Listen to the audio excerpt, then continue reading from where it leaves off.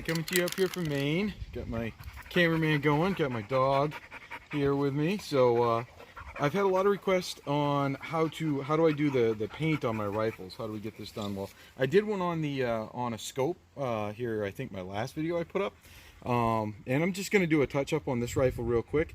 I'll also put some a little bit of footage from a few rifles that I've done very involved jobs on. But really, there's not too much to it. I mean, the key is preparation. So we've done blue masking tape, just your standard blue masking tape here. I'll get rid of that. And that's and I've got cotton balls stuffed in to areas where I don't want the paint to get where it shouldn't be. Sometimes foam earplugs work good for plugging the barrel. I've got a muzzle brake on this one that I didn't want to paint, so I went ahead and just taped over it. Cotton swabs here, Q-tips, those are good. Gloves, just standard vinyl gloves. These are all good things to have in preparation. This is some laundry bag that I taped over it because I'm just going to do a pattern. If I'm doing the whole rifle, you always want to remember when you're painting a whole rifle, and I'll put some, again, a little bit of footage up over the whole rifles that I've done, not just a small pattern, but everything. I'm kind of cloning one of my rifles by doing this. I'll show you what that is before the end of the video. But you want to always remember to start with the lightest color and work your way up to the darkest color. You want most of your lightest color on there, and as you fade up through, you paint less and less and less with the darker colors, and it kind of all fades together. This isn't really that kind of project. I'm just going to do it with this Hunter Specialty. It's an enamel based paint. I've talked about it in my other videos before, so I won't waste too much time on it. But it's an enamel based paint, and it works great for it was originally for like duck boat motors and things like that. Oil proof, heat resistant, waterproof, all that wonderful stuff. So definitely works better than your regular Krylon. It can still wear with time, no big deal. Just touch it up because it's just a rattle can. Shake it really thoroughly. This is just an air dry kind of thing. Again, I talked more in depth about all that stuff on my previous video. We'll just fire a quick test fire here. Make sure we got the paint coming, and don't get right in there. You know, stay back a little bit and just do your strokes. I've just got a drop cloth on an old table that I don't care too much about. We're going to do the mags up a little bit, and anyway, we'll get into that later. So, well, let's get to it.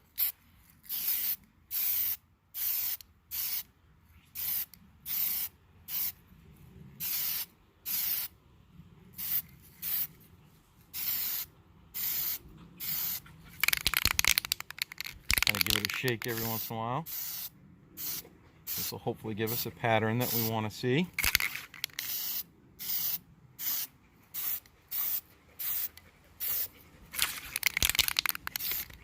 Go ahead and give this a couple little stripes too. The wind's blowing that way, so just nice even coating as I'm doing this.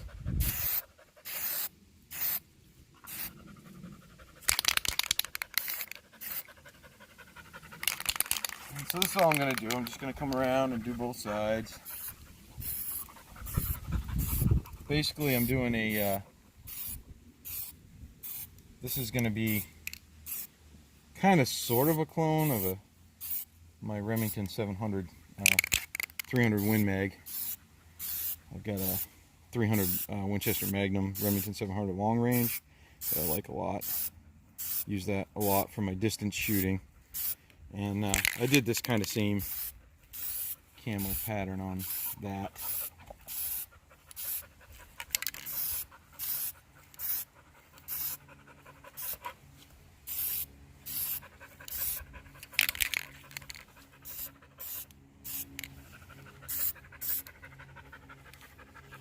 Now we don't want to forget the bottom. Make sure we get a good even.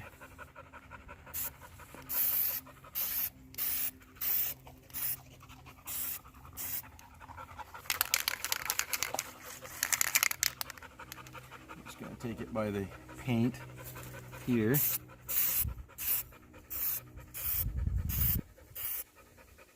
Or by the tape. Just try not to drop it or undo anything. Just flip it up.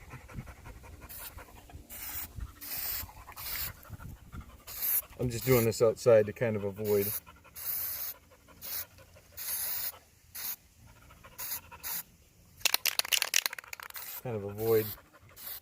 the fumes, but you can certainly set this up on an indoor kind of thing.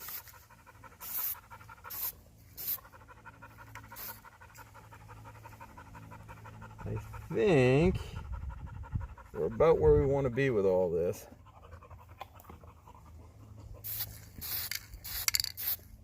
So as I say, no need to, I'm not really doing much with the butt of the weapon because I'm actually going to have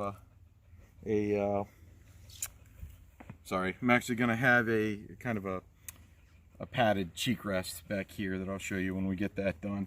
So we'll just let this dry for a couple of minutes and then we'll peel everything off and see if it needs any touch-ups anywhere.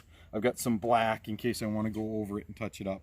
So, but I think that's going to be pretty much where we want it. And here, let's kind of peel this off here.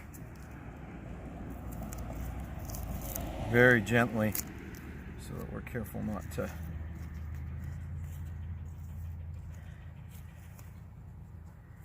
smudge anything. Got a couple of different ones here.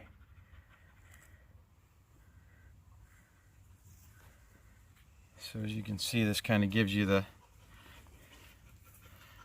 kind of patterning.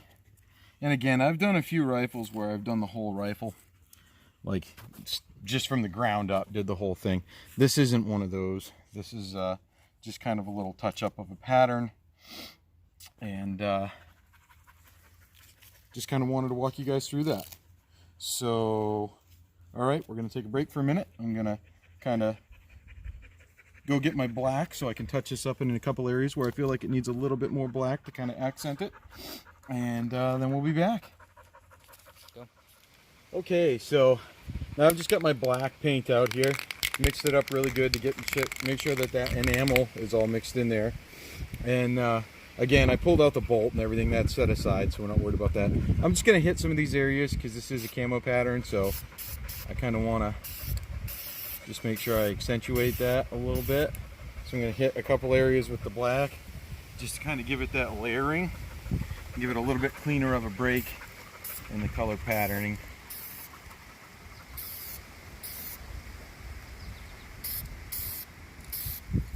Kind of give it that little bit more of a camo look.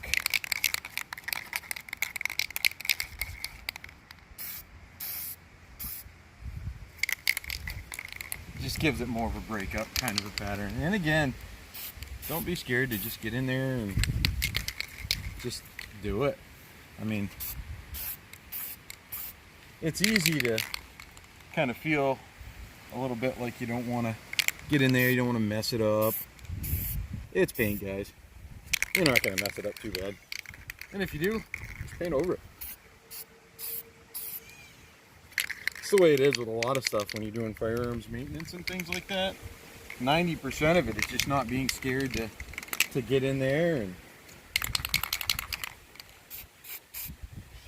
take it by the horns and just do what you want to do with them. That's like literally half the battle with this stuff. Alright, let's see. Give this a little more black up in here. I didn't really let the gray dry for too long. Probably, honestly, a matter of maybe 10 minutes we let the gray go for.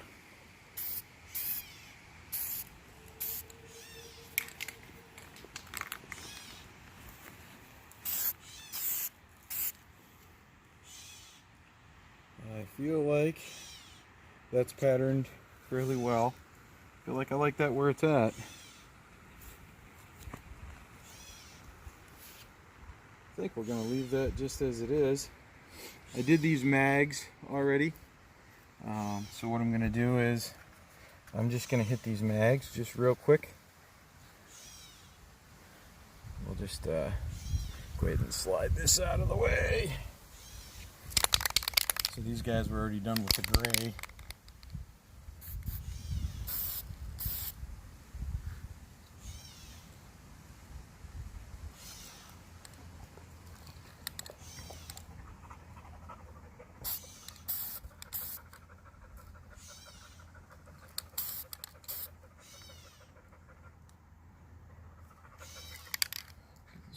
down here.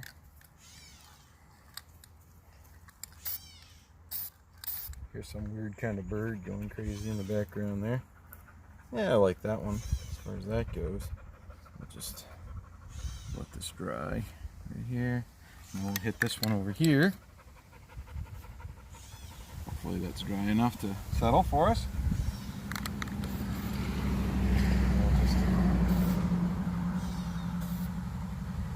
That looks good enough for me. Now that'll kind of layer through there. Nice, no smudging. Life looks good. I'm thinking I'm happy with both of those. Those will dry through good. So, and kind of like we talked about last time, just let those. This stuff air dries pretty quick. I'm going to get this up off there with a wooden dowel. You want to take and just flip your can upside down when you're done, and just spray it until the paint stops coming out, and it's just propellant, so that way you retain your paint. So, all right, I'm going to go ahead and shut this off for now, and I will be back with the finished product when I get everything all put together, and we'll wrap the video up there. Alrighty guys, so here we are with the finished product. Told you I'd come back and we'd wrap up the video with what I was working on that whole time. So this right here is what I was working on. I'll just show you. We got 2 safe guns here. They've all been double checked and triple checked to make sure that there's nothing in them. So what I've got here, this is my Remington 700 long range and 300 Winchester Magnum. This is my reach out and touch someone firearm, and I like it a lot. And I'll do a video on that sometime. This one here was just my little Savage 22 LR. It's I think the FVSR Mark II. So SR means suppressor ready, so I can put this muzzle brake on the end. It's just a little 22, but I thought it would be fun to kind of do a clone of that guy there, semi-clone, with the same pattern and everything. So that is what I was working on, and this is the finished product. So probably I'll do a video here to follow up where I'll do the, oops, sorry if I shook the phone from a little bit there, where I'll take you through bore sighting and proper mounting of a scope and everything, and I'll mount the scope right here. But yeah, this is the pattern I put on here. I'll also do a follow-up video where I'll show you some of the other firearms that I've done up. So this paint job though should last no problem. This one here, well, I did this one actually before I was doing YouTube. So I've only been doing YouTube for about a year now.